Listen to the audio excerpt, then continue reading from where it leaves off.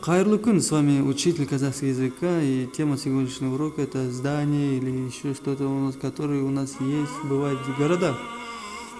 Раньше я читал новые слова, и вы за мной повторяли. Теперь сделаем наоборот.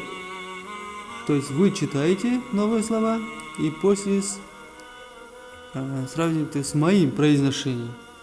И исправите свою ошибку при произношении. Слово остановка как читается? Да, аялдама. Аялдама. А как будет слово музей? Муражай. Не муражай, как обычно многие читают, а муражай. О. Театр остается театр. Зоопарк это у нас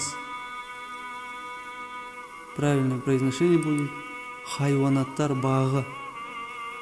Хайванаттар бағы. Парк. Саябақ. Саябақ. Улица. Көше.